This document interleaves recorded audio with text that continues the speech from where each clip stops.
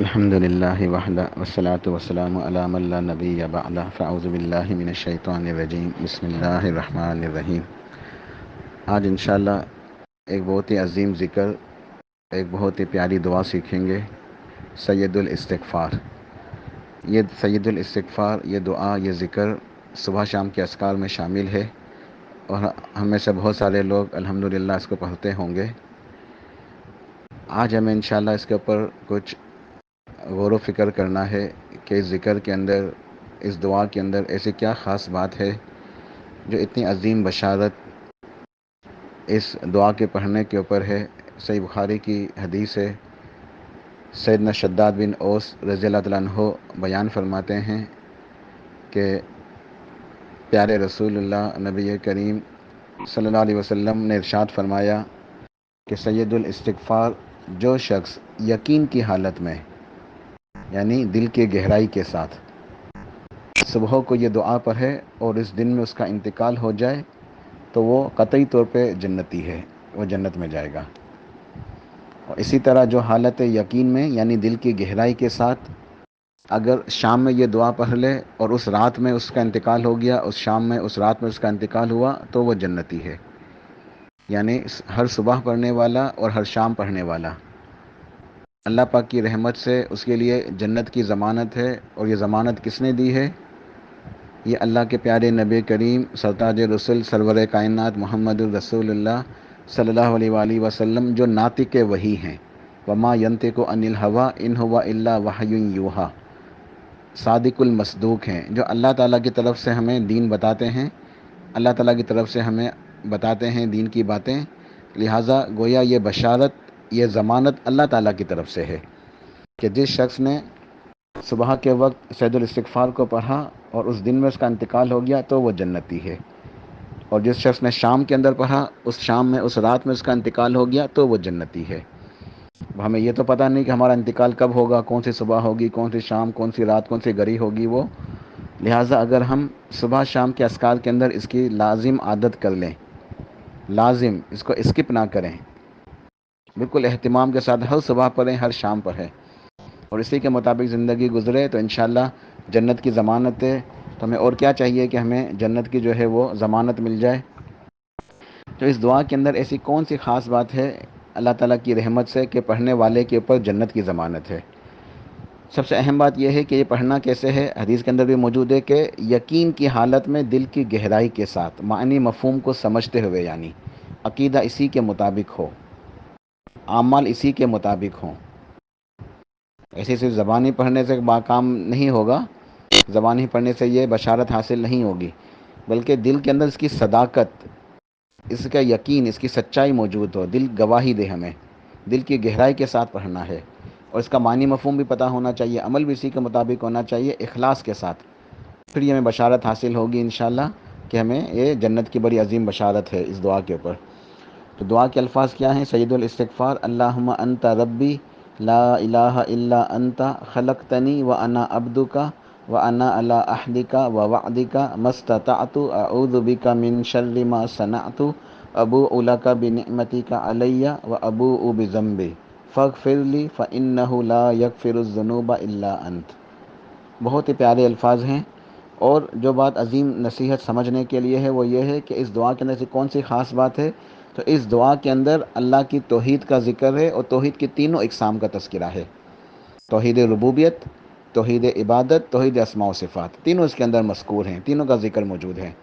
پھر جو عہد اللہ تعالیٰ سے ایک وعدہ کیا گیا ہے، عہد الست یا میثاق اول، اس وعدے کا تذکرہ ہے کہ اے اللہ، میں اس وعدے کے اوپر قائم ہوں، یہ وعدہ میں بھولا نہیں ہوں، یہ وعدہ مجھے یاد ہے، میں اس وعدے کے مطابق زندگی گزار رہا ہوں۔ پھر انسان اللہ کی توحید کا ذکر کرتا ہے، توحید کا اعتراف کرتا ہے، اور اس وعدے کے اوپر قائم رہنے کا اعتراف کرتا ہے، اس وعدے کو یاد کرتا ہے، اور اس دعا کے اندر اس کے بعد اپنے گناہوں کا تذکرہ کرتا ہے، اپنے گناہوں کے اللہ تعالیٰ سے معافی مانگتا ہے، اور اللہ تعالیٰ نے جو نعمتیں دی ہیں بندے کو، ان نعمتوں کا اعتراف کرتا ہے۔ اے میرے رب، میرے پر تیری بہت ساری نعمتیں ہیں، میں ہر دم، ہر لمحہ تیری نعمتوں کو استعمال کرتا ہوں، میں اس کا شکر ادا نہیں کر سکتا، لیکن میں تیری نعمتوں کا اعتراف کر رہا ہوں، اقرار کر رہا ہوں۔ اور مجھ سے ہر لمحہ گناہ سرزد ہو رہے ہیں. میں تجھ سے ان گناہوں کی برائی سے، اس کے شر سے تیری حفاظت میں آتا ہوں. تو مجھے ان گناہوں سے بچا لے، اس برائی سے تو مجھے بچا لے، اور تو میرے گناہوں کو معاف فرما دے. تو کتنا پیارا اللہ تعالیٰ سے تعلق بن جاتا ہے بندے کا کہ اللہ تعالیٰ کی ربوبیت کا اس نے اعتراف کیا، اللہ کی بندگی کا اعتراف کیا، اس عہد الست کا اس نے اقرار کیا، اللہ تعالیٰ کی جو نعمتیں ہیں اس کا اعتراف کیا، اپنے گناہوں کو یاد کیا، گناہوں کے اوپر ندامت ہے، اور گناہوں سے اللہ کی حفاظت طلب کی، اور گناہوں سے اللہ کی معافی مانگی، اور اس یقین کے ساتھ اے اللہ گناہوں کو معاف کرنے والا صرف اور صرف تو ہی ہے، تیرے سوا کوئی معاف نہیں کر سکتا.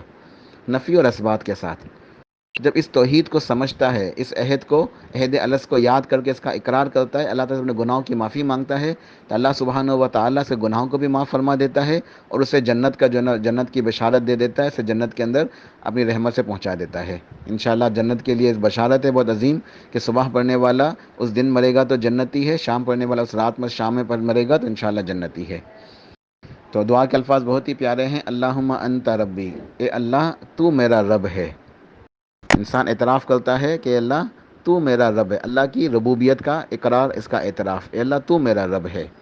لا الہ الا انت، تیرے سوا کوئی معبود برحق نہیں، اللہ کی توحید عبادت. اے اللہ تو میرا رب ہے اور میں تیری ہی عبادت کرتا ہوں، تیرے سوا کوئی عبادت کے لائق نہیں ہے. خلقتنی، تو نے مجھے پیدا کیا، میرا خالق، میرا پیدا کرنے والا تو ہے، اللہ کی ربوبیت کا اقرار. وانا عبدک، اے اللہ میں تو تیرا بندہ ہوں، میں تیرا حقیر سا بندہ، تیری مخلوق. تو میرا خالق، تو میرا مالک، تو میرا رب، میں تو تیرا بندہ ہوں. وَأَنَا عَلَىٰ عَهْدِكَ وَوَعْدِكَ مَا اسْتَطَعْتُ، اے میرے رب جو میں نے تجھ سے وعدہ کیا ہے، جو عہد کیا ہے، وَأَنَا عَلَىٰ عَهْدِكَ وَوَعْدِكَ، اس عہد کے اوپر، اس وعدے کے اوپر، یعنی اس میثاق کے اوپر، عہد الست. اور یہ میثاق جو وعدہ ہے، میثاق کے اول، الست بربکم، کیا میں تمہارا رب نہیں ہوں، میں اس وعدے کے اوپر قائم ہوں. وَأَنَا عَلَىٰ عَهْدِكَ وَوَعْدِكَ مَا اسْتَطَعْتُ، کہ کیسے قائم ہوں، اپنی پوری طاقت کے مطابق. اللہ میں اس کا حق تو ادا نہیں کر سکتا، میں تو انتہائی زیادہ گنہگار ہوں، نالائق ہوں، میں اس کا حق ادا نہیں کر سکتا، میں تو عاجز ہوں، لیکن اپنی پوری کوشش کے مطابق جو مجھے طاقت حاصل ہے، اپنی پوری طاقت سے میں اپنے استطاعت کے مطابق میں اس وعدے کے اوپر، اس میثاق کے اوپر، عہد الست کے اوپر قائم ہوں. میں اس کو بھولا نہیں ہوں، میں اسی کے مطابق کوشش کرتا ہوں کہ زندگی گزاروں، اس کے اوپر قائم و دائم رہوں، اس وعدے کی خلاف ورزی نہ کروں. تو مجھے یہ وعدہ یاد ہے. اعوذ بک من شر ما صنعت، مگر اے میرے رب میں تو بہت زیادہ گنہگار ہوں، اس لیے میں تجھ سے تیری حفاظت میں آتا ہوں اس گناہوں سے، وہ برائی سے جو مجھ سے سرزد ہو جاتی ہیں. جو برائیاں مجھ سے ہو جاتی ہیں، میں اپنے نفس کی برائی سے تیری پناہ میں آتا ہوں، اپنے گناہوں کی برائی سے، اپنی سیاہ کاریوں کی برائی سے میں تیری پناہ میں آتا ہوں. میرے اندر بہت سارے شر کے پہلو ہیں، میں تمام شر سے تیری حفاظت میں آتا ہوں. تو مجھے میرے نفس کے شر سے، میرے گناہوں سے، میری سیاہ کاریوں سے، میری بدکاریوں سے تو مجھے بچا لے. ابو لک بنعمتی کا علیہ، اور اے میرے رب تیری بہت ساری نعمتیں ہیں میرے اوپر، ہر لمحہ، ہر دم، ہر گھڑی میں تیری نعمتوں کو استعمال کرتا ہوں. میرے ایک ایک ذرے کو تو پال رہا ہے، مجھے آکسیجن دے رہا ہے، کھانا پینا، روزی، تمام ضروریات کو پورا کر رہا ہے. میں تیری تمام نعمتوں کا اعتراف کرتا ہوں، تمام نعمتیں مجھے یاد ہیں، لیکن میں اس کا شکر کرنے کا حق ادا نہیں کر سکتا. لیکن میں اس کا اقرار کرتا ہوں تیری جتنی بھی نعمتیں ہیں میری ذات کے اوپر. وہ ابو بذنبی، اور میرے رب میں بہت زیادہ گنہگار ہوں، میں اپنے تمام گناہوں کو تیرے آگے رکھ کر پھر تیرے آگے نادم ہوں، میں پشیمان ہوں، اپنے گناہوں کا اعتراف کرتا ہوں، اپنا جرم میں اعتراف کرتا ہوں کہ میں مجرم ہوں تیرا، میں تیرا گنہگار ہوں، میں تیرا گنہگار بندہ ہوں، تیرا مجرم ہوں. اپنے گناہوں کا میں اعتراف کرتا ہوں. یہ تمام گناہ جو میں نے کیے ہیں، میں ان سب کا مجھے اعتراف ہے کہ یہ سارے کے سارے گناہ میں نے ہی کیے ہیں. فاغفر لی، پس تو مجھے معاف کر دے، اے میرے رب پس تو مجھے معاف کر دے. فإنہ لا یغفر الذنوب الا انت، کہ یقیناً بے شک تیرے سوا کوئی گناہوں کو معاف نہیں کر سکتا. گناہوں کو معاف کرنا صرف اور صرف تیرا کام ہے، تیری صفت ہے. یہ تیری صفات میں سے ہے کہ تو غفور ہے، تو گناہوں کو معاف کرنے والا ہے، تو رحیم ہے، تو مغفرت والا ہے. یہ گناہوں کو معاف کرنے والا، تو غفور ہے، تو غفار ہے، تو عفو ہے، تو گناہوں کو معاف کرنے والا ہے. گناہوں کو معاف کرنا صرف اور صرف تیری صفت ہے، تیرے علاوہ کوئی گناہوں کو معاف نہیں کر سکتا. نفی اور اثبات کے ساتھ. تو جب بندہ اللہ تعالیٰ کے سامنے بالکل سرنڈر کر جاتا ہے، اللہ کی توحید کا اقرار کرتا ہے، اس وعدے کے اوپر قائم رہنے کا اقرار کرتا ہے، اور اللہ تعالیٰ کی حفاظت میں آتا ہے اپنے نفس کے شر سے، گناہوں کے شر سے، برائیوں سے، گمراہیوں سے، اور اللہ تعالیٰ نے جو نعمتیں اس کو عطا کی ہیں ان نعمتوں کا اعتراف کرتا ہے، اور اپنے گناہوں کا اعتراف کرتے ہوئے اللہ سے کہتا ہے اے میرے رب مجھے معاف کر دے، تو ہی معاف کرنے والا ہے، تو ہی رحم کرنے والا ہے، تیرے سوا کوئی گناہوں کو معاف نہیں کر سکتا۔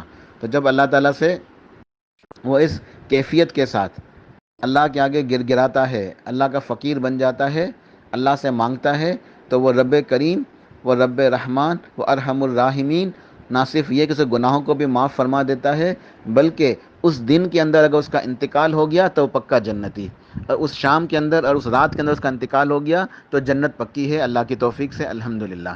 تو کتنا اللہ پاک کا احسان ہے، الحمدللہ ثم الحمدللہ۔ تو ہمیں چاہیے کہ ہم صبح شام کے اذکار کے اندر یہ دعا لازم پڑھیں، بلکہ تمام اذکار کی جو ہے نا خوب اہتمام کے ساتھ پڑھا کریں، اس کو جو ہے نا ہم بلا نہ کریں، اسکپ نہ کیا کریں۔